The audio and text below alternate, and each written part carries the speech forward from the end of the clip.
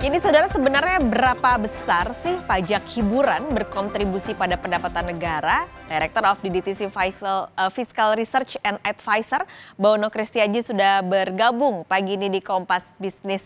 Mas Bawono, selamat pagi. Selamat pagi Mbak Paskalis. Apa Oke, kabar? Mas, ini sebelum kita lebih dalam lagi mengupas soal pajak hiburan tertentu, mungkin bisa Ya, diperjelas, diluruskan gitu, Mas. Ini sebenarnya memang kenaikan pajaknya tuh setinggi itukah yang diprotes oleh pengusaha atau enggak gitu? Karena Kemenq bilang enggak kok, enggak sebesar itu gitu. ya. Jadi kalau kita lihat, ini mungkin meluruskan juga ya, yang kita bicarakan di sini yang jadi polemik ini kan sebenarnya pajak hiburan tertentu ya, Mm-mm. hanya ada 5 tipe di situ. Tapi kalau kita lihat pajak hiburan, dulu namanya pajak hiburan, sekarang itu adalah pajak atas barang dan jasa tertentu, atas jasa hiburan gitu ya. Itu sebenarnya secara umum malah justru tarifnya batas atasnya turun. Mhm. Seperti itu. Jadi kalau dulu itu maksimal itu diberikan di angka 35%, sekarang malah justru 10%. Nah, yang menjadi menarik adalah yang untuk jasa tertentu. Kalau dahulu di Undang-Undang PDRD, itu memang sudah batas atasnya tuh sudah diterapkan dulu 75% juga maksimum. Tapi tidak ada batas bawahnya. Baru kali ini kemudian ditambah melalui Undang-Undang HKPD ini ada batas bawah 40%. Jadi range-nya nanti di Pemda itu masing-masing Pemkab dan Pemkot ya. Jadi karena ini pajak daerah di tingkat kabupaten dan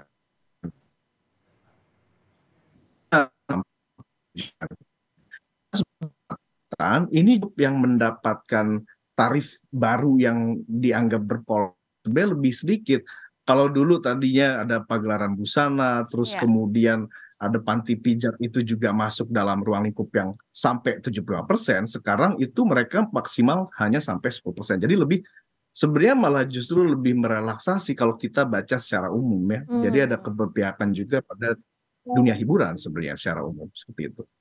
Hanya untuk yang hiburan tertentu saja ini yang akhirnya Ya, memprotes. Padahal sebenarnya kan ada kita gambarkan seperti cukai rokok gitu ya Mas ya, yang ya. dibuat tinggi untuk salah satunya adalah membatasi gitu. Apakah sebenarnya tujuan pemerintah juga itu Mas untuk pajak Ya, hiburan tertentu ini?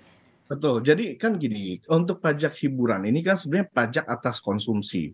Jadi ketika kita bicara tentang pajak yang berorientasi pada seberapa orang untuk mengkonsum, ini berarti ketika sebenarnya objektifnya bisa saja tidak hanya penerimaan, tapi juga mengubah behavior. Jadi juga ada masalah keadilan dan sebagainya di situ. Hmm. Nah, behavior apa yang sebenarnya berupaya untuk dikelola oleh pemerintah sebenarnya kerangkanya ini kan kalau kita lihat ini kan hiburan yang lebih tertentu ini kan lebih dewasa ya. Hmm. Jadi mungkin saja memang ini loh sebenarnya kerangkanya kita pengen membedakan antara hiburan yang memang rekreasi, bioskop yang lebih umum dengan yang sebenarnya lebih spesifik, lebih segmented. Oke. Jadi itu adalah hiburan tertentu. Jadi dan itu justified juga dalam konteks pajak bahwa kita menerapkan multiple tarif, jadi ada tarif yang berbeda untuk jenis-jenis barang atau jasa tertentu seperti itu. Nah, yang menarik sebenarnya kalau tadi Mas Bawono menilainya adalah ini kan pajak untuk yang dikonsumsi oleh orang-orang tertentu. Ada yang memprotes misalnya nih karaoke keluarga itu kan sebenarnya nggak masuk. Lalu juga ada spa yang sebenarnya untuk kebugaran. Itu gimana? Apakah itu saja yang perlu direvisi supaya yang lain tetap akan kena pajak yang sudah beratur sekarang? Ya, jadi nah ini menarik ya. Kalau kita membicarakan tentang jenis-jenis jasanya dalam Undang-Undang HKPD, memang dibutuhkan adanya penjelasan lebih lanjut Hmm. mengenai skupnya.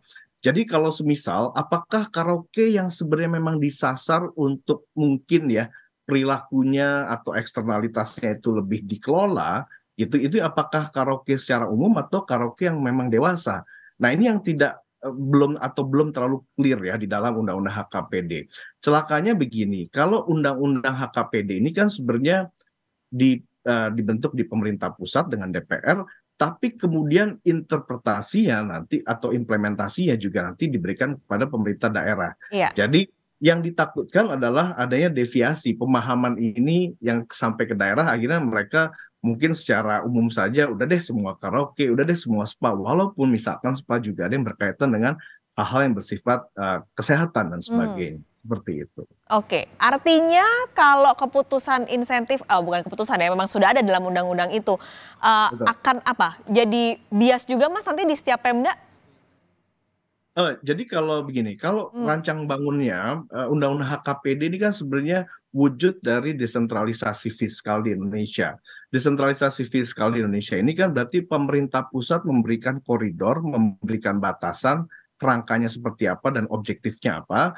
Nanti bagaimana implementasinya di daerah itu masing-masing memiliki karakteristik. Jadi lebih memberikan ruang bagi daerah untuk mereka meresponsnya akan seperti apa. mhm. Nah, insentif dalam hal ini tentu saja, misalkan kita melihat apakah ada daerah-daerah tertentu yang mungkin lebih berpihak pada sektor pariwisata, ya silakan saja nanti misalkan di situ ada insentif yang lebih banyak.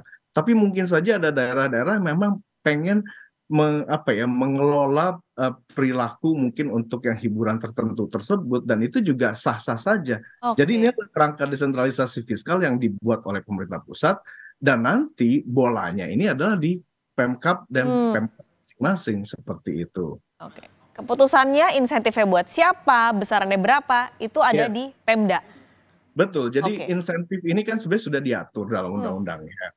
Jadi ini bisa dua track juga ya. Jadi bagaimana misalkan nanti setiap Pemda misalkan mereka membuat perkada. Jadi kok perkada, perda ya, perda. hmm. Di dalam perda tersebut itu kan nanti ada aturan-aturannya dan kemudian nanti di turunannya lagi peraturan kepala daerah ini bisa saja ada skema insentif, misalkan berlaku secara umum untuk satu sektor tersebut. Oke. Atau nanti bisa juga berdasarkan permohonan dari setiap wajib pajak daerah tertentu gitu ya. Misalkan nanti ini tidak berlaku secara umum, tapi misalkan hanya diberikan untuk wajib pajak A, B, C tertentu saja. Hmm, Itu. Jadi ini sudah dimungkinkan. Dan kalau kita masih kurang ini ya apa misalkan kan ada pertanyaan kenapa sampai nanti ke MK atau perlu atau tidaknya SE. Sebenarnya di dalam Undang-Undang HKPD juga ada salah satu pasal juga yang kita lihat di pasal 97 ini pemerintah pusat pun juga sebenarnya memiliki mhm. peluang untuk mengkoreksi atau membuat suatu kebijakan tarif yang berlaku secara nasional untuk pajak daerah. Nah, ini sebenarnya Hmm, dimungkinkan dan ini nanti bentuknya adalah produknya peraturan pemerintah. Jadi dimungkinkan tapi ada syaratnya. hmm. Misalkan itu berkaitan dengan proyek strategis nasional dan sebagainya. Jadi lebih ada kriterianya Oke. seperti itu. Oh, tapi berarti industri hiburan ini nggak masuk ya Mas ya, proyek, strategis nasional berarti? Nggak bisa Kita pakai. kita nggak tahu kalau misalkan nanti adalah pariwisata itu digenjot dan di mana hiburan tertentu tersebut Oke. itu juga sebenarnya kan dimungkinkan Hmm. seperti itu. Ini sebenarnya untuk pajak hiburan ini berapa besar sih Mas kontribusinya untuk pendapatan negara? Kalau untuk ini sebenarnya kan kalau pajak hiburan ini kan dipungut di tingkat daerah ya. Jadi ibaratnya kalau kita pengen melihat ini pasti di bagaimana kontribusinya terhadap total pajak daerah secara nasional ya. Jadi ibaratnya dari sekitar 400-an kabupaten kota di seluruh Indonesia. Ya. Ini kontribusinya cuma sekitar 2%. Jadi sebenarnya cukup Hmm, kecil. Jadi kalau untuk pajak hiburan dan ini juga seluruh hiburan bukan hanya hiburan tertentu yang tadi kita oke. bicarakan. Jadi di sini sebenarnya ini masih kalah misalkan pajak atas hotel atau misalkan juga restoran Mhm. atau juga pajak MBLB yang mineral, logam gitu segala macam. Jadi masih di bawah sektor-sektor tersebut.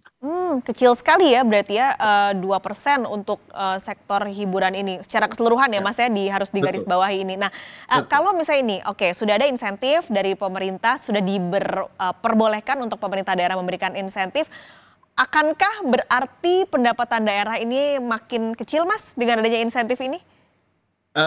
Kita perlu melihatnya begini ya. Jadi kalau banyak penelitian terkait konteks pajak daerah dan performance-nya di Indonesia gitu ya, performance pajak daerah di Indonesia, kita melihat bahwa justru pajak daerah itu adalah jenis pajak-pajak yang relatif buoyan atau elastis terhadap pertumbuhan ekonomi. Jadi Mmm, ketika pertumbuhan ekonominya tinggi, pertumbuhan sektor tersebut tinggi, biasanya pajaknya akan mengikuti.